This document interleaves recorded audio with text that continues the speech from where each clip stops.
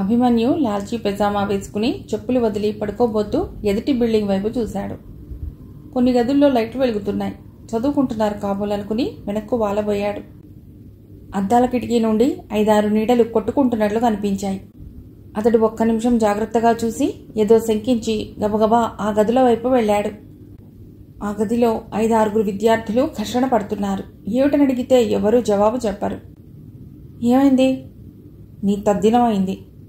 అభిమన్యు చూశాడు. శరత్ బాబు నిర్లక్ష్యంగా మంచం మధ్యలో కూర్చున్నాడు. ఇద్దరు కిసుక్కున నవ్వారు. ఓహో, నా తద్దినానికి తమరు బ్రహ్మలా ఈ తతంగమంతా? నవ్వాడు అభిమన్యు. అతడు పచ్చి పుండుపై కారం రాచుకున్నట్లు నవ్వాడు, కోపంగా, రౌద్రంగా. చూడండి అభిమన్యు గారు, వీళ్ళు రోజు అర్ధరాత్రి వరకు పేకాడుతూ గడుపుతారు, గట్టిగా అరుస్తారు. ఒక అబ్బాయి దీనంగా చూశాడు. అతడు మెడిసిన్లో 3rd ఇయర్లో ఉన్నట్ట. నోరు ముయ్యరా, మహా మార్కులొచ్చి చదివినట్లు. మీరు వెళ్ళి చదువుకోండి. ఆ మెడికల్ విద్యార్థిని పంపించాడు. మంచం మీదున్న పేక వంక చూశాడు. రోజూ ఆడతారా? రోజూ ఆడుతున్నాం, ఆడతాం, ఆడబోతాం, శరత్ కోపంగా జవాబిచ్చాడు.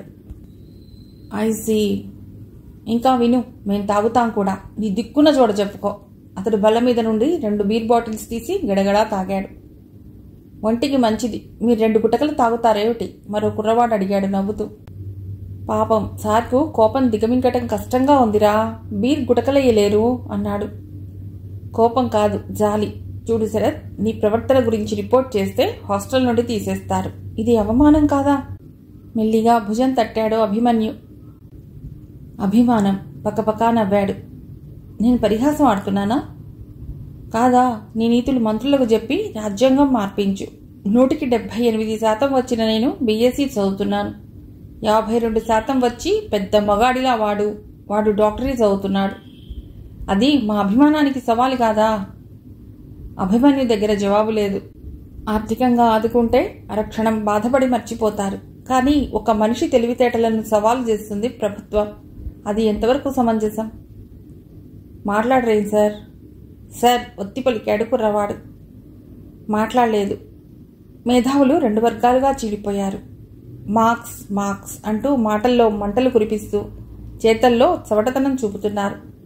రామకృష్ణ పరమహంస, వివేకానంద, జాతీయత అంటూ మరో వర్గం కొంగజపం చేస్తోంది. ఆవేశంగా అరిచాడు శరత్. జులాయిగా తిరిగే శరత్లో ఇంత ఆవేశం ఉందా? ఎక్కడ సదస్సు పెట్టినా, ఎక్కడ సమావేశమైనా యువకులను మంచిదారి పట్టించాలి విద్యా విధానం అంటూ వెధవనీతులు వల్లిస్తారు. ముగ్ధుడై చూశాడు అభిమన్యు. శరత్, హాస్టల్ గదిలో నువ్వు తాగి పేకాడితే విప్లవం వస్తుందా? శాంతంగా అడిగాడు.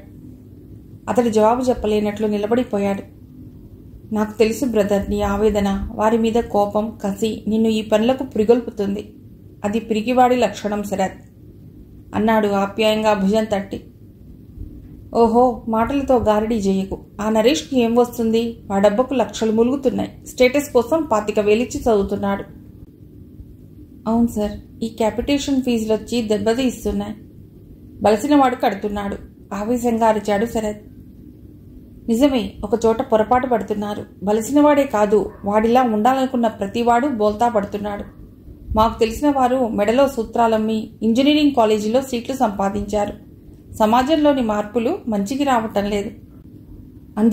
అందుకే శరత్ పిడికిళ్లు బిగుసుకున్నాయి. ఆవేశం తగ్గించు శరత్. అందుకని నిన్ను నువ్వు శిక్షించుకుంటే పోయేది ఎవరి ఆరోగ్యం? మీరంతా నిలబడి ఈ అన్యాయాన్ని ఎదిరించాలి అన్నాడు. మన వల్ల ఏమవుతుంది? మీరు నేను ఏం చేయగలం అన్నాడు నిరాశగా. పర్వాలేదు శరత్, ఒక్కొక్క నీటి బిందువు కలిసి నది అవుతుంది. ఆ నదులే మహాప్రవాహమై ప్రళయం సృష్టిస్తాయి అన్నాడు. ఏందివయో, ఏమో లెక్చర్ దంచుతున్నావు? నరసింహ వచ్చాడు. అభిమన్యు చిన్నగా నవ్వాడే తప్ప జవాబు ఇవ్వలేదు. సారీ, ఇహ ఇక్కడ అలరి జరగదు. శరత్ వడివడిగా అక్కడి నుంచి వెళ్ళిపోయాడు. శరత్, ఒక్క మాట, సమాజం చాలా పెద్దది. అక్కడ మార్పు తేవాలన్నా మరేం చేయాలన్నా కష్టమే. మన హాస్టల్లోనే ప్రారంభించాలి అన్నాడు అభిమన్యు. అతడి మాటలు విన్నా విననట్టే తన స్నేహితులను ఉద్దేశించి మాట్లాడాడు శరత్. చాలేరా, పడుకోండి. అతని మాట శిరోధార్యం అన్నట్లు అందరూ తమ తమ గదుల్లోకి వెళ్ళిపోయారు. అభిమన్యు తన గదికి వచ్చి పడుకున్నాడు. అతడి బుర్రలో చెదలు తొలుస్తుంది. మర్నాడు అతడి మనసు చాలా ప్రశాంతంగా ఉంది. ఒక కుర్రవాడు బుర్రలో ఆవేశానికి బదులు ఆలోచన జొప్పించాడు. మెల్లిగా, అతి మెల్లిగా సమాజంలో మార్పు తీసుకురావాలి. అతడు లైబ్రరీ నుండి వచ్చి రీసెర్చ్ మెథడాలజీ చదువుతూ కూర్చున్నాడు. 2-3 నెలల్లో, కాదు సంవత్సరాల్లో తను డాక్టర్ అభిమన్యుగా గుర్తింపబడతాడు. అతడికి గర్వంగా ఉంది. హాయ్ అభిమన్యు. గది ముందు కరుణ నిలబడి ఉంది. హాస్టల్లోకి ఆడపిల్ల రావటమా? ఎవరైనా చూస్తే ఇంకేమైనా ఉందా? కరుణని ఏడ్పించటం కాక తన పేరు గోడలకెక్కుతుంది. ఏమిటి అటులో చూచెదరు? నా రాక మీకు ఇష్టం లేకుండేనా? మొదట మనం ఈ హాస్టల్ దాటవలెను. లేచి చెప్పులేసుకుని వచ్చాడు. ఇద్దరూ హాస్టల్ దాటి చాలా దూరం వచ్చారు. ఆగాడు అభిమన్యు. ఇప్పుడు చెప్పండి, విషయం ఏమిటో? You're joking. కరుణ మొహం చిన్నబోయింది. జోక్స్. నవ్వు లేకుంటే బతుకు అర్థమే ఉండదు. నాన్నగారు కనపడమన్నారా? అవునండి అన్నది అభిమానంగా. తోవ పొడవున అభిమన్యు నవ్విస్తూనే ఉన్నాడు. రా అభిమన్యు, ఈ ఇంటి ఆవరణలో సాయంత్రం ఓ చిన్న సమావేశం ఉంది. సుబ్బాయమ్మ గారని ఒక ఆవిడికి డాక్టరేట్ వచ్చింది. ఆ సందర్భంగా ఆవిడకు అభినందన సభ పెట్టమన్నారు యూనివర్సిటీ అధికారులు అన్నాడు. నేనేం చేయాలి సార్? రిఫ్రెష్మెంట్ చూసుకున్నాయన అన్నాడు ఆయన. అంతలో నరేష్ అక్కడికొచ్చాడు. థామస్ గారు, ప్రొఫెసర్ రావు గారు మీకు ముఖ్య విషయం చెప్పమన్నారు. సిటీలో ఉన్న కల్చరల్ ఆర్గనైజేషన్ అన్నిటికీ కబురు చేయమన్నారు. తలా ఒక దండ సుబ్బాయమ్మ గారికి వేసేలా చూడమన్నారు అన్నాడు. దండ ఇష్టం ఉంటే వేస్తారు, నేను చెప్పటం ఏమిటి? వారు చెప్పమన్నది చెప్పాను. అదీగాక ఇంకో ముఖ్య విషయం చెప్పమన్నారు. లేడీస్ హాస్టల్ నుండి 10 మంది అమ్మాయిల్ని పిలిచి దండలు కొనివ్వమన్నారు. సుబ్బాయమ్మ గారికి వేయటానికేనా? అభిమన్యు అడిగాడు. మరి నాకా? కోపంగా చూశాడు. అభిమన్యు థామస్ ఇచ్చిన డబ్బు తీసుకువెళ్లి జీ పుల్లారెడ్డి మిఠాయి గారా ప్యాకెట్లు తెచ్చి గోల్డ్ స్పాట్ స్ట్రా తెప్పించాడు. రిఫ్రెష్మెంట్స్ అవుతుంటే సన్నాయి మేళం మోగింది. అభిమన్యు ఆశ్చర్యంగా చూశాడు. పూర్ణ కుంభంతో మేళతాళాలు, వేదఘోష అవుతుండగా సుబ్బాయమ్మ వేదిక ఎక్కింది. ఆమె పేరు విని కాస్త వయస్సు మళ్ళినావిడేమో అనుకున్నాడు. కానీ 35 ఏళ్లు ఉంటాయి. ఆమె కూర్చోగానే రావుగారు నిలువెత్తుదండ వేశారు. పందిట్లో పెళ్ళవుతున్నది అంటూ వాయించారు. రావుగారు నవ్వుతూ ఆమె పక్కనే కూర్చున్నారు. సరిగ్గా 1 వారం రోజుల క్రితం రావుగారి కూతురు యాక్సిడెంట్లో పోయింది. వారం తిరగకుండానే వేదిక ఎక్కాడంటే ఆయన అనుభూతులకు అతీతుడా? మమకారం వటించినా నలుగురు ఏమనుకుంటారోనన్న వెరపు లేదు. పోయిన నీ కూతురు తిరిగి రాదు. ఉన్న ప్రియురాలితో నిష్ఠురం దేనికి? అభిమన్యు వెనక ఎవరో నవ్వారు. ప్రియురాలు ఎవరయ్యా? మరీ తెలియనట్టు మాట్లాడకండి. సుబ్బాయమ్మ రావుగారి శిష్యురాలట అన్నాడు మరో కుర్రవాడు. మరి నిజమైన డాక్టరేట్ ఇప్పించకపోయాడా? అంటే ఇది అర్థం కానట్టు చూశాడు అభిమన్యు. ఆ మాత్రం తెలీదా? ఆవిడ సాంఘిక సేవ నిరతికి మెచ్చి ఇచ్చిన డిగ్రీ అన్నారు ఎవరు. ఆనరీ డిగ్రీకి ఇంత ఆర్భాటం చేయాలా? అంతే కదా, చదివి అలసినవాడు అన్ని పూలదండలు ఏం మోయగలడు అంటుండగానే మళ్ళీ మేళం వినిపించింది. ఏమిటో అని చూస్తే ఎవరో దండలేశారు. మంగళ వాయిద్యాల మధ్య ఆమె మెడ నిండా పూలదండలు పడ్డాయి. ఒక్కొక్క సంస్థ వేసినప్పుడల్లా ఒక్కొక్క వాద్యం మోగింది. సుబ్బాయమ్మ సాంఘిక సేవ పొగుడుతూనే తిడుతున్నారు వక్తలు. ఈ కూల్ డ్రింక్ తీసుకోండి. అభిమన్యు తలదిప్పాడు. గోల్డ్ స్పాట్ బాటిల్ పట్టుకుని నిల్చుంది కరుణ. థ్యాంక్ యూ అన్నాడు అందుకుని. ఏమిటంత మూడీగా ఉన్నారు? అది కాదు కరుణ, మేధావులు తమ సింప్లిసిటీతో సమాజాన్ని జాగృతం చేశారు. ఈనాడు ఈ అభినందనలు, సన్మానాలు ఏమిటి చెప్పు? మనం ముందుకు పోతున్నామా వెనక్క? రొటేట్ అవుతున్నాం. ఏమో, ఆవిడకలా మంగళ వాయిద్యాల మధ్య కూర్చోటానికి సిగ్గువేయలేదా? వీళ్ళు మాట్లాడే అబద్ధాలు విను. సుబ్బాయమ్మ ఆవేశంగా అంటుంది. మన సభ్యత, మన సంస్కృతి, మన జాతీయత నిలపటానికి నా సాయశక్తిలా ప్రయత్నిస్తాను. భర్త వేదిక కింద ఉండగా పరాయి మగాడి చేత దండలు వేయించుకోవటం మన సంస్కృత? వీళ్ళ నాలుకలు కాల్చివేయాలి అన్నాడో ఆవేశంగా. చప్పట్లు మారుమోగుతున్నాయి. అప్పుడే గల్లంతు ప్రారంభమైంది. ఏమిటని అభిమన్యు ముందుకెళ్ళాడు. నేను రైస్ మిల్లు ప్రొప్రైటర్ని. దండ వేస్తానంటే మర్యాద లేదా అంటుంది. రావు మర్యాద లేనివాడా? అతడి దగ్గర సారా కంపు గుప్పుమంది. మగాడు పరాయి ఆడదాని మెడలో దండ వేయవచ్చునా? ఆ ప్రొప్రైటర్ పడి నవ్వాడు. కడుపు చెక్కలయ్యేలా నవ్వాడు. అయ్యో నా సామే, రావు మగాడు కాదా? అక్కడున్న కుర్రకారంతా గొల్లున నవ్వారు. దాంతో రావు రెచ్చిపోయి చెడామడా తిట్టాడు. అభిమన్యు, ఈ మాత్రం వారిని అదుపులో పెట్టలేని వాడివి హాస్టల్ ఏం చూస్తావు? మీలాంటి వారిని కార్యక్రమం ఏర్పాటు చేయమనటం నా తప్పు అన్నాడు రోషంగా. నా డ్యూటీ రిఫ్రెష్మెంట్ల వరకేనండి. హాస్టల్లో తేరగా తినేవారు అన్ని రకాల పనులు చేయాలి. అభిమన్యు రక్తం సలసలా కాగింది. తీవ్రంగా జవాబు చెప్పబోయాడు. అప్పుడే అక్కడికి వచ్చిన శ్రద్ధ్ బాబు జవాబిచ్చాడు. రావు గారు, మీరు దండ వేస్తే లేని అభ్యంతరం మరెవరో వేస్తే ఎందుకుండాలి అని నిలదీశాడు. నోరు పారేసుకునే వారికి, గర్జించే వారికి జవాబు చెప్పలేడు. అందుకే కారెక్కి వెళ్ళిపోయాడు. ఆయనంటే భర్తలాంటివాడు వెక్కిరింతగా అన్నాడు వెనక నుండి. అభిమన్యు ముందుకు పోబోయాడు. Let's go. కరుణ లాక్కుపోయినట్టే కళ్ళతో చూసింది. ఇద్దరూ బస్టాప్కి వచ్చారు. కరుణ, ఓ మామయ్య ఇంటికి రమ్మన్నాడు. వాళ్ళమ్మాయి పెళ్లి చూపులు ఈరోజు. వచ్చిన బస్ ఎక్కి చెయ్యూపాడు. అది వచ్చేసరికి పెళ్లివారు వచ్చారు, వెళ్ళిపోయారు. ఇంకా శిరీష అలంకారం తీసివేయలేదు. శాంతి అక్కడే ఉంది. ఏకాంబరం గారి కుటుంబం, ఇంకా ఎవరెవరో ఉన్నారు. నీ బుద్ధి పోనిచ్చుకున్నావు కాదు. ఇప్పుడెందుకు వచ్చావు? మిగిలిందేమన్నా ఉందేమో మెక్కిపోదామనా? చిత్తరంజన్ గారు చిరబురలాడారు. మెక్కటం మేనమామ పోలిక అని అమ్మ అంటుంది. నవ్వేశాడు అభిమన్యు. మాటలు నేర్చావు గాని మీ మావయ్య పనిగట్టుకుని చెప్పాడు కదా. నిజమే అత్తయ్య, అక్కడో అభినందన సభ ఏర్పాటు చేయవలసి వచ్చింది అన్నాడు. ఈ ప్రపంచంలో నాకంటే ఎక్కువ ఏదీ ఉండకూడదు. నా బాధ్యత ముందు ప్రాణం కూడా ఎక్కువ కాదు. మీరు అల్లుడన్న అభిమానంతో పిలిచారు, కానీ మీకు సహాయం చేసేవారు తక్కువయ్యారా అన్నాడు. అభిమానం లేని వారిని దేవరించడం దేనికి? శిరీష మొహం మార్చుకున్నది. పెళ్లికొడుకు ముందు ఇదే ఫోజ్ పెట్టావా? బాప్రే, అది రద్దిరిపోయి ఉంటాడు. చిటపటలు నవ్వాడు. అందరూ హాయిగా నవ్వేశారు. భోజనానికి ఉండమని ఎంతో బలవంతం చేసింది పద్మావతి. సాయంత్రం బాగా ఫలహారం పడింది అత్తయ్యా. ఇంతకీ మా మరదలకి పెళ్లికొడుకు నచ్చాడా? నచ్చలేదు. చేతిలో చెయ్యేసి చెప్పు బావా అంటూ నీ వెంట పడతాను అన్నది శిరీష కోపంగా. ఏమిటే నీ కోపం? వారికేదో పని ఉందంటున్నారు కదా. శాంతి విసుక్కుంది. అదంతా నటన.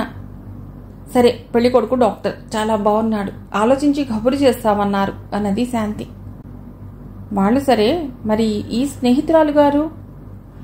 తనకిష్టమే అన్నది నవ్వుతూ. థ్యాంక్స్ అన్నది. మరో గంట ఉండి బయలుదేరాడు. నేను వస్తాను. శాంతి అతడి వెంట బయలుదేరింది.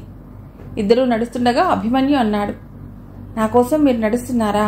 మీరే అయితే కారిచ్చి పంపేది మీ స్నేహితురాలు అన్నాడు. అదేం కాదు, నాకంటే హోదా కలవారున్నారు ఈ ఇంట్లో. మీరెందుకో హర్ట్ అయినట్లున్నారు. శాంతి జవాబు చెప్పలేదు. అతడు రెట్టించడం లేదు. ఇద్దరూ బస్ స్టాప్కి వచ్చారు. పెళ్లి చూపులకింత ఆర్భాటం ఏమిటని నాకు ఆశ్చర్యంగా ఉంది. ఏ హోటల్లోనో, సినిమా దగ్గరో ఇన్ఫార్మల్గా కలుసుకుంటే ఒకరి అభిప్రాయాలు ఒకరు తెలుసుకుంటారు. అభిమన్యు పక్కున నవ్వాడు. నాకెప్పుడు తలెత్తే ప్రశ్న, మనము తిరోగమిస్తున్నామా పురోగమిస్తున్నామా అని. అతడు ఆగాడు. మీ అభిప్రాయం చెప్పండి. ఈ మధ్య ఒక ప్రొఫెసర్ ఇంటికెడితే ఓ పుస్తకం అంటగట్టాడు. ఏమిటని చూస్తే పెళ్లి చూపులు శాస్త్రోక్తంగా జరిపే విధానం చెప్పాడు. మొదట పాటించవలసిన నియమం ఏమిటో చెప్పండి. పెళ్లి చూపులు జరిగే ఇంట్లో పెళ్లి కూతురు తప్ప అందమైన అమ్మాయిలు ఉండరాదుట. అభిమన్యు మాటను మధ్యలోనే తుంచేసింది. You are joking. ఇప్పుడు వెళ్ళగానే పుస్తకం ఇస్తాను అన్నాడు. మై గాడ్, ఛాదస్థానికి మితం ఉంటుంది. మీ అభినందన సభ ఎలా జరిగింది అన్నది శాంతి. చెప్పనా, ఆ సభ చూశాక డాక్టరేట్ పట్టా పొందాలన్న ఉత్సాహం చచ్చిపోయింది అన్నాడు. అంత నిరాశ ఎందుకు? నిరాశ కాదు, నిస్పృహ. నిజంగా అంత అవసరమా? మన చదువు, సభ్యత ఏమైపోయినాయి? అతడి కళ్ల ముందు మంగళవాయిద్యాల మధ్య దండలు వేసుకునే సుబ్బాయమ్మ కనిపించింది. వెనుక నిలబడి నీచంగా మాట్లాడే మనుష్యుల హోరు వినిపించింది. అభిమానంతో, ఆరాధనతో చేస్తేనే అదొక అందం, చందం. ఆ విషయం సుబ్బాయమ్మకు తెలీదా? రావుకు తెలీదా? బస్ రావటంతో ఇద్దరూ ఎక్కేశారు. ఆమెతో మాట్లాడే అవకాశమే రాలేదు. బస్ కదిలింది. లేడీస్ హాస్టల్ దగ్గర ఆమెను దింపి తన గదిలోకి వచ్చేశాడు. మర్నాడు ఉదయం లేచేసరికి కాలేజీ క్యాంపస్ అంతా అల్లకల్లోలంగా ఉంది. బస్ కండక్టర్కు విద్యార్థులకు ఘర్షణ జరిగిందిట. బస్సులు పగలగొట్టారట. బస్ వాళ్లు స్ట్రైక్ ప్రకటించారు, మా ప్రాణాలకు రక్షణ కావాలంటూ. హాస్టల్ పిల్లలు మాత్రం వీరఫోజులో తిరుగుతున్నారు. అభిమన్యు విషయం బయటికి వెళ్లి సేకరించాలి. అందుకని స్నానానికి వెడదామని తయారవుతున్నాడు. ఏమయ్యో సూపర్వైజరు, నన్నేనా? ఎదురుగా నిలబడిన నరసింహన్ అడిగాడు. ఆ నిన్నే. ఏమిటలా చూస్తావు? బయట లొల్లి జరిగింది, నీకు తెలియదా అన్నాడు నిర్లక్ష్యంగా. తెలియదు. మీరెందుకున్నారయ్యా? తేరగా తినటానికి అనుకున్నావేమో. ఆ డిఎస్పీ సార్ గారు షాన్గా ఇంగ్లీష్లో మాట్లాడుతున్నాడు. జరపద. నువ్వు గ్రాడ్యుయేట్వి కదా, వెళ్ళి మాట్లాడు. ఏందయ్యా షాన్ చేస్తావు? మేము అన్నం పెట్టి ఉండటానికి వసతులు చూపాం. మా నౌకర్వి, మా పని చేయాలి. ఇదే మాట ఆ డిఎస్పీ గారితో చెప్పు. ప్రజలు ట్యాక్సులు కడితేనే ప్రభుత్వం నడుస్తుంది. ప్రభుత్వం మీ నౌకరే, వెళ్ళి అడగండి అని చెరచెరా వెళ్ళిపోయాడు. అతడికి ఎక్కడలేని విరక్తి కలిగింది. తండ్రి లేకపోయినా 1 ఎకరం అమ్మితే హాయిగా తన పిహెచ్డీ అవుతుంది. థామస్ గారు ఇలా ఇచ్చి ఇబ్బంది పెట్టారు అనుకున్నాడు.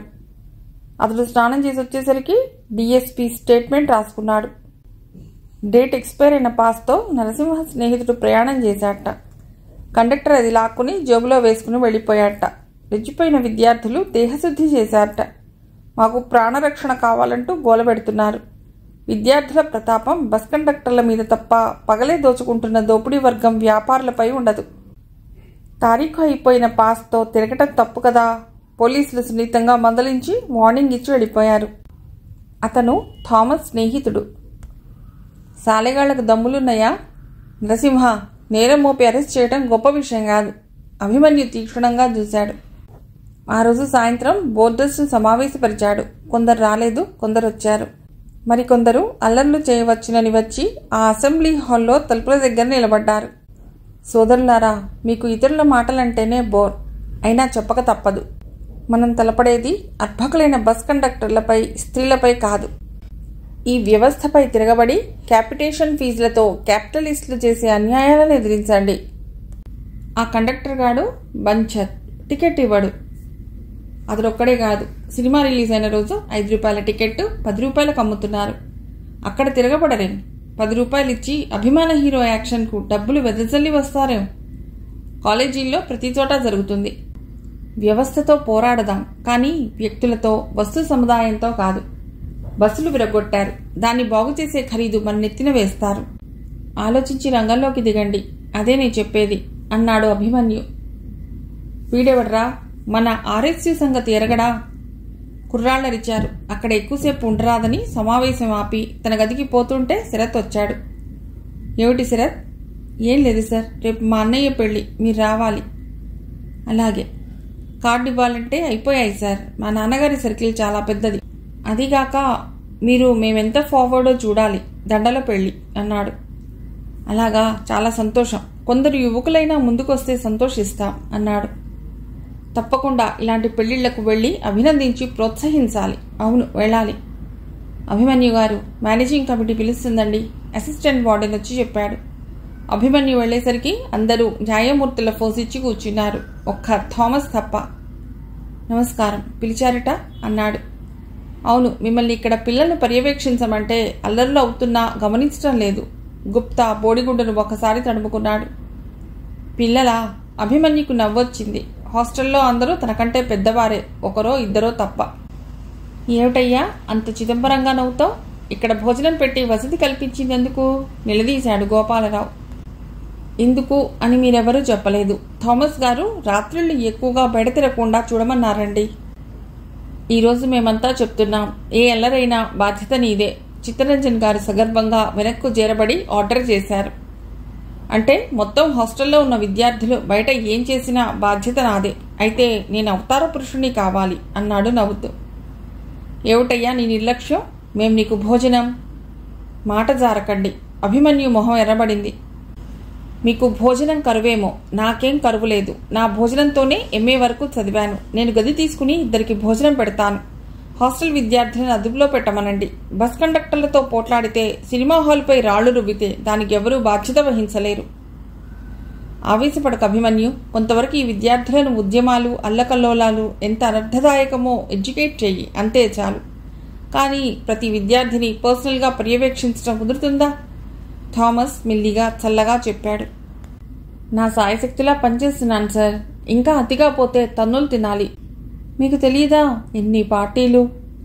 ఏఐఎస్ఎఫ్, పీడిఎన్యు, ఆర్ఎన్యు, అఖిల భారత విద్యార్థి పరిషత్తు. ఒక్కొక్కరిది ఒక్కొక్క అభిప్రాయం. అందరినీ ఒక తాటి మీదికి తేవటం మాటలా అన్నాడు. చేతకాదంటావు? రావడిగాడు. చూమంతరని వాళ్ళని మార్చలేను. నా సాయశక్తులా ప్రయత్నిస్తున్నాను అన్నాడు. థామస్ కళ్ళతోనే వాళ్లతో నోరు కలపవద్దని సైగ చేశాడు. అవునండి, మనమున్న ఆ ఆవేశాన్ని ఆపలేము. రోజు రోజుకు ఎందుకిలా తయారవుతున్నారు?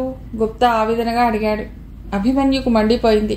గుప్తా నటిస్తున్నాడు. గత సంవత్సరం అతడు ఒక పార్టీ విద్యార్థులను రెచ్చగొట్టి మరో పార్టీ విద్యార్థిని నడి రోడ్డు మీద హత్య చేయించి కేసు మోయించాడు. ఈనాడు ఎంత అమాయకంగా, ఎంత బాగా ఆవేదన నటిస్తున్నాడు. మీలాంటి వారి ద్వంద్వనీతి సహించలేని విద్యార్థులు ఇలా తయారయ్యారు అన్నాడు కోపంగా. అందరూ రెచ్చిపోతారనుకున్నాడు. ఎందుకో తగ్గిపోయారు. గాజు మెడలో ఉండేవాడు ఇతరులపై రాళ్లు వేయడు, కానీ వాళ్ల కాళ్ల కింద మట్టి తీస్తాడు. ఇక మీరు వెళ్ళవచ్చు మర్యాదగా అన్నాడు రావు. అభిమన్యు బయటకు వచ్చాడు. అతడు వడివడిగా నడుస్తుండగా శాంతి కనిపించింది. హలో అన్నదామె నవ్వుతూ. హలో చిటపట ఫ్రెండ్ గారు, విశేషాలేమిటి? మీరే చెప్పాలి. ఈ వేళప్పుడు ఇటు నుండి వస్తున్నారే?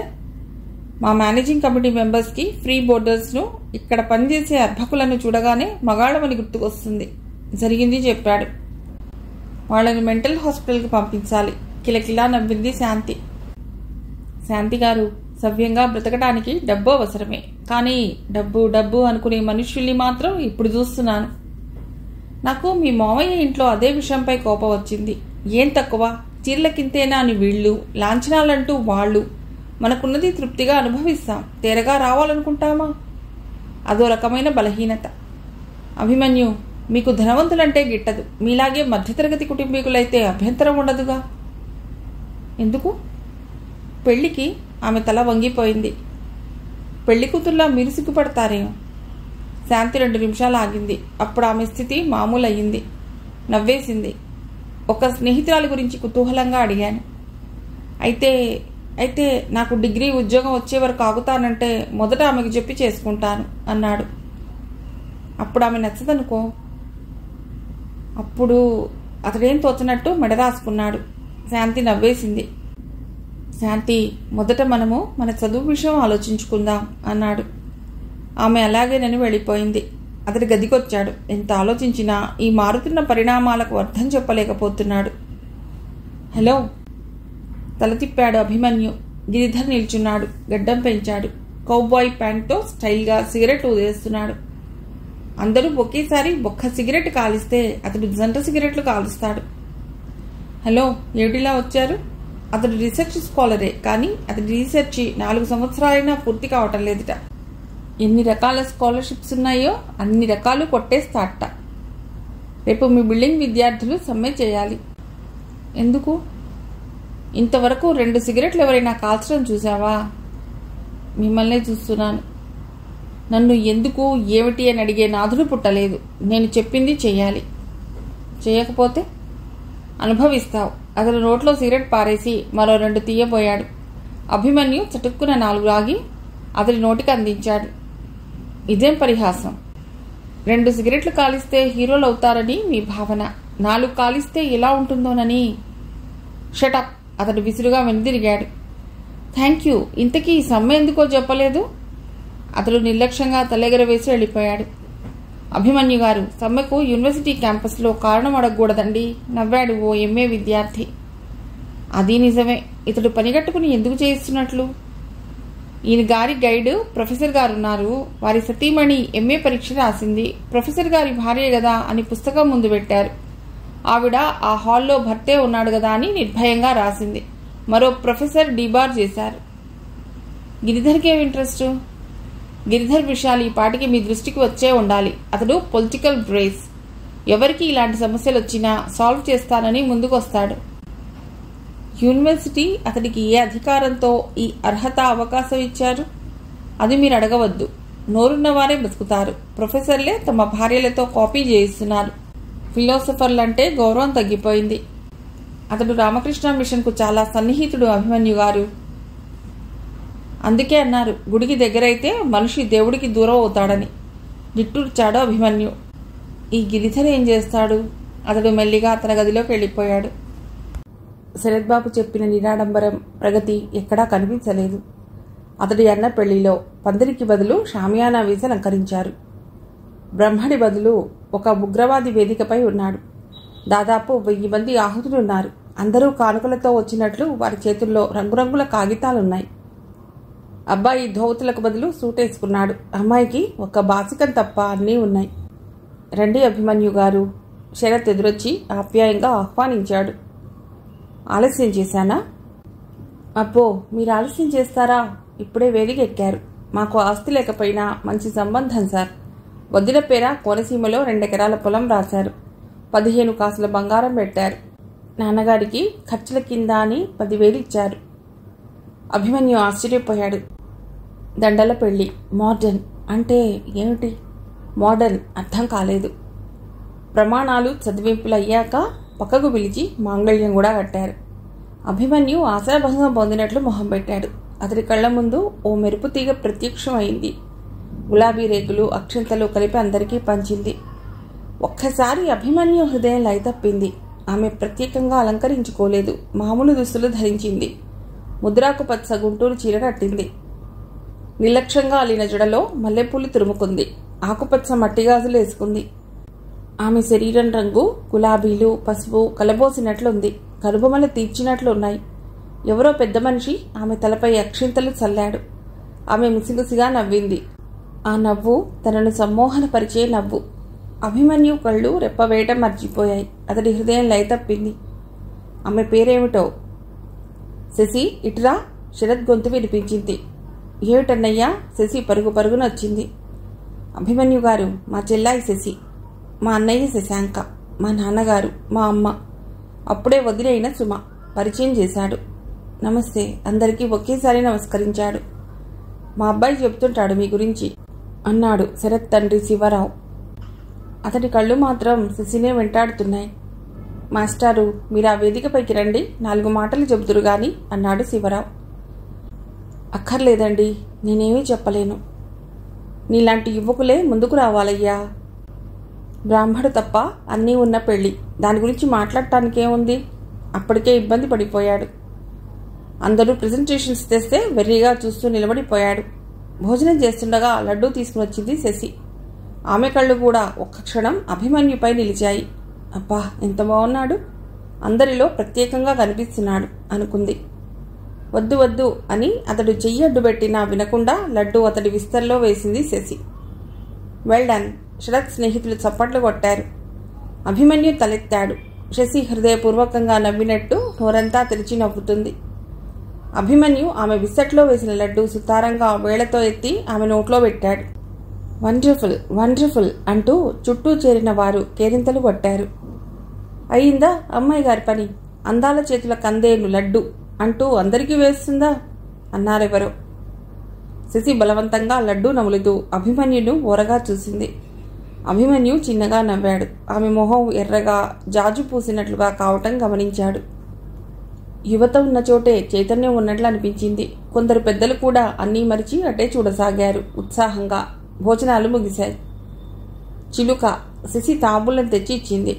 నాకు అలవాట్లేదు అన్నాడు అభిమన్యు. ఏ అలవాటు పుట్టుకతో ఉండదు అన్నది. అతడు తీసుకున్నాడు. మొదటిసారి పాన్ నమిలితే గమ్మత్తుగా అనిపించింది. అన్నయ్య, నీకు చిలుక అంది. శశి వచ్చి బయట వరకు సాగనంపాడు. చాలా థ్యాంక్స్ సార్ అన్నాడు అభిమానంగా. అభిమన్యు నవ్వాడు. నీకే థ్యాంక్స్ చెప్పాలి. ఒంటరిగా పెరిగాను. అమ్మ తప్ప నాకెవ్వరూ తెలియదు. మీ శశిని చూస్తుంటే చెల్లెల్లేని లోటు కనిపిస్తుంది అన్నాడు ఆదరంగా చేయి నొక్కి. మీరు ఎప్పుడు కావాలంటే అప్పుడు రావచ్చు సార్ అన్నాడు.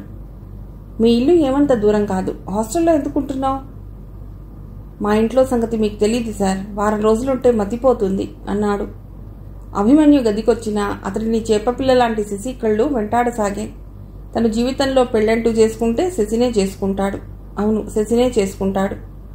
అతడికి నవ్వొచ్చింది. తను 4 సంవత్సరాల వరకు వివాహమే వద్దనుకున్నాడు. వెంటనే శశిని వివాహం చేసుకోవాలనే నిర్ణయానికి వచ్చాడేమిటి? శిరీష కంటే అందగత్తేనా? ఎవరందం వారిది. కానీ శశిలోని అమాయకత, నిరాడంబరత తనను ఆకర్షించింది. స్వచ్ఛమైన తెలుగుతనంతో ఉన్నది. అతడి కళ్ళు మూసినా తెరచినా ఆమె కనిపించసాగింది. అతడే పని చేయలేకపోయాడు. తను ఆడపిల్లల్ని చూడగానే ఇంతగా జారిపోతాడా? చచా, అందరు ఆడపిల్లలను కాదు. శిరీష, శాంతి, కరుణ వచ్చినంత సన్నిహితంగా ఎవ్వరూ రాలేదు. ఆ ముగ్గురిని చూస్తే తన హృదయం స్పందించదేమిటి? అప్రయత్నంగా తన నోట్స్పై శశి శశి అంటూ రాశాడు. తానెంతో బలహీనుడవుతున్నాడు. అతడు ఆ రాత్రి తలనొప్పి సాకుతో పడుకున్నాడు. మర్నాడు ఉదయం లేచి మామూలుగా హాస్టల్లో తనకు కేటాయించిన పనులు చేసి భోజనానికి వెళ్ళబోయాడు. అభిమన్యు గారు, మీకోసం ఎవరో వచ్చారు, కిచెన్లో హెల్పర్ వచ్చి చెప్పాడు. నా కోసమా? లేచాడు అభిమన్యు. అతడు బయటకు వచ్చాడు. ఒక హాస్టల్ విద్యార్థి, పేరు గుర్తులేదు. ఏమిటండి? సౌమ్యంగానే అడిగాడు. ఏం లేదు సార్, ప్రొఫెసర్ థామస్ గారికి యాక్సిడెంట్ అయ్యింది, మిమ్మల్ని రమ్మన్నారు. యాక్సిడెంటా? అలాగే బయలుదేరాడు అతడి వెనుక. బయట జావా ఆగి ఉంది. ఇద్దరూ ఎక్కారు. ఎక్కడ? చెప్తాను కదా అన్నాడు. ఇద్దరూ ప్రయాణం సాగించారు. సిమెంట్ రోడ్డు వదిలి పక్కదారి పట్టింది జావా. ఆ రోడ్డమ్మటే నిన్న శరత్ వాళ్ళింటికి వెళ్ళాడు. కొద్ది దూరంలో చింత చెట్లున్నాయి. అతడు అనుమానంగా చూస్తుండగానే జావా ఆగింది. గిరిధర్ నిలబడి ఉన్నాడు. అభిమన్యుకు అర్థమైపోయింది తనని ట్రాప్ చేశారని. ఆ క్షణంలో తప్పించుకునే మార్గం ఆలోచించలేదు. PhD చేస్తున్నారంటే మేధావి వర్గం వారు ఎందుకింత దిగజారిపోతున్నారు? గిరిధర్ని ఎదిరించేందుకు పశ్చాత్తాపడుతున్నావా? కాదు, విద్యార్థికులు ఇలా దిగజారిపోతే దేశం ఏమవుతుందని ఆలోచిస్తున్నాను. ఎంత కండకావరం! గిరిధర్ ఈడ్చి అభిమన్యుని కొట్టాడు. అభిమన్యు లుంగ చుట్టుకు పడిపోయేవాడే, కానీ నిలదొక్కున్నాడు. చుట్టూ చూశాడు. వీళ్ళిద్దరైనా ఇంకా ఎవరైనా ఉన్నారా అని. ఏమిట్రా, సినిమాలో చూపించినట్టు 10 మంది నిన్ను చుట్టుముట్టర్రా, నేనొక్కడిని చాలురా అన్నాడు మీసం మెలేస్తూ. ఒక్కడవు నన్ను ఎదుర్కొనే శక్తి ఉంటే ఇలా దొంగచాటుగా పిలిపించవు అన్నాడు కోపంగా. మళ్ళీ గిరిధర్ చెయ్యి లేచింది. అంతే ఒడుపుగా పట్టుకుని మెలితిప్పాడు. గిరిధర్, నీది తేరగా తిన్న తిండి, కండలు పెరగవు, పెరిగినా బలం ఉండదు అన్నాడు. చూద్దాం. ఇద్దరూ పోరాడుతున్నారు. జావా తెచ్చిన విద్యార్థికి ఏం చేయాలో తోచలేదు. అతడు ఒడుపు చూసి రాయి అభిమన్యు తలకు గురిపెట్టాడు. ఎవడ్రా వాడు అంటూ శబ్దం వినిపించగానే రాయి విసిరి జావా స్టార్ట్ చేశాడు. రాయి వెళ్ళి అభిమన్యు తలను ముద్దు పెట్టుకుంది. అమ్మా అంటూ నేల కొరిగాడు. అతని తలలో చిల్లుబడినట్టు, శక్తినంతా ఎవరో తీసేసినట్టు అనుభూతి చెందాడు. అతడి కళ్ళు మూతలు పడ్డాయి. కళ్ళు విప్పేసరికి కొత్త ప్రదేశంలో ఉన్నాడు. గదిలో అన్ని కొత్త వస్తువులు కనిపించాయి. అతడు లేవబోయాడు. లేవకండి లేవకండి అంటూ వారించింది శశి. అతడు కళ్ళు నిలుపుకొని చూశాడు. తను కలగనటం లేదు కదా. ఎలా ఉంది మాస్టారు? తనకేమైంది? లేవబోయాడు. తల భారం అయింది. తల తడుముకున్నాడు. కట్టుంది. అబ్బా, ఎంత గండం గడిచింది. శివరావు వచ్చి కుర్చీ లాక్కుని కూర్చున్నాడు. అవును, గుర్తుకు తెచ్చుకున్నాడు. తనను డైనింగ్ హాల్ నుంచి పిలుచుకొచ్చి గిరిధర్ తలపట్టం, రాయి వచ్చి తలకు గాయం చేయటం, ఎవరో రాగానే వాళ్ళు పారిపోయారు. అవునని తిన్నగా అంటావేం? ఆ గాయం కణతకు తగిలితే ఎంత ప్రమాదం జరిగేది. అదృష్టవశాత్తు ఆలస్యమైందని అడ్డదారిన బయలుదేరాను కాబట్టి సరిపోయింది అన్నాడు. పాలు తాగండి. శశి పాలు తీసుకొచ్చింది. థ్యాంక్స్. పాలు తీసుకుని తాగాడు. అతనికి కాస్త సత్తు వచ్చింది. కూర్చున్నాడు. అది కాదండి, విషయం చెప్పబోయాడు. నాకు ఏం చెప్పొద్దు, అంతా ఊహించగలను. మీరిద్దరూ రైవల్స్, ఏదో విషయంలో పోట్లాట వచ్చింది అంతే కదా అన్నాడు. అసలు నాకు ఇంకేం చెప్పకు. ఈ కాలం కుర్రవాళ్ల సంగతి నాకు తెలుసు. హీరోలమని భ్రమపడతారు. మా శరత్ అంతే. కానీ ఏ మాటకు ఆ మాట చెప్పుకోవాలి. నా పిల్లలు బంగారాలు. ఎన్ని క్యారెట్లు మనసులో అనుకోబోయి పైకే అనేశాడు. శశి పక్కపక్క నవ్వింది. భలే వాడివయ్యా. న్యాయానికి నిన్న మా కోడల్ని చూశావు కదా. మా ఇంటికి రావాల్సిన అమ్మాయా మా వాడి అందచందాలు గుణగణాలు చూసి ఇచ్చారు. ఇదిగో ఇది నా కూతురు శశి. ఎందరో పోటీ పడుతున్నారు అన్నాడు సగర్వంగా. ఆ ఒక్క మాట అంగీకరించాడు అభిమన్యు. శశి కోసం పోటీ పడని వాడు రసహీనుడు, నిరాసక్తుడు అయి ఉంటాడు. అందరూ వెళ్ళిపోయారు. మోడర్న్ పెళ్లి కదా, మనుగుడుపులు, 16వ పండగ అంటూ హడావిడి లేదు. మీరంతా నేర్చుకోండి అన్నాడు. అరగంటలో అభిమన్యుకు పూర్తిగా అర్థమైంది. అతడు రేడియో టైప్ అని, తను చెప్పేది తప్ప మరేం పట్టదని. నేను ఇక పెడతానండి. లేవబోయాడు. వద్దు వద్దు, ఈ రోజంతా విశ్రాంతి తీసుకుని వెళ్ళు, శివరావు వారించాడు. అవునండి, ఎంత రక్తం పోయిందో అన్నది శశి. అతనికి ఉండి రేడియోలా మాట్లాడే శివరావు మాటలు వినాలంటే భయంగా ఉంది. శశి అందమైన కళ్ళు చూసి కాదు అనలేకపోయాడు. జవాబు ఇవ్వకపోతే ఇంకా రెచ్చిపోతాడని చురకలంటించాడు అభిమన్యు.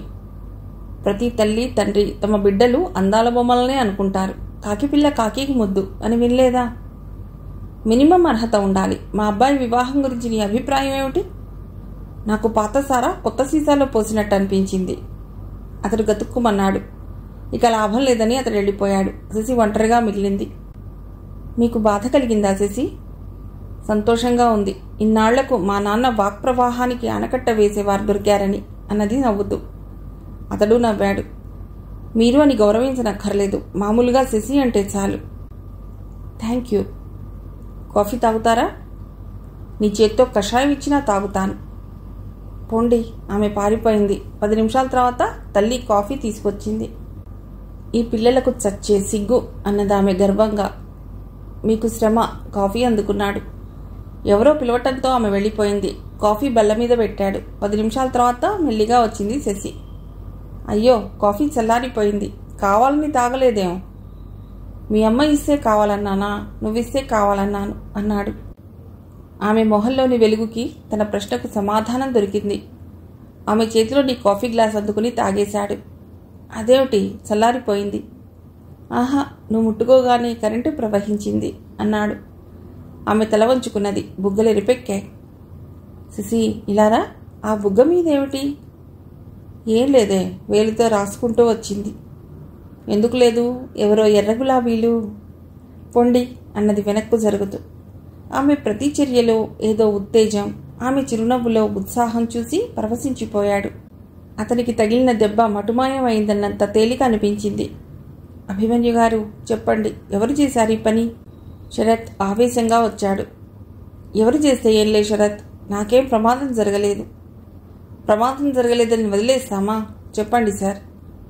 చెప్పగలను. మీ సహాయం లేకుండా అతడికి బుద్ధి చెప్పగలను. కానీ ఏమిటి లాభం అన్నాడు వేదాంతిలా నవ్వుతూ. నష్టమేమిటి? తీవ్రంగా అడిగాడు శరత్.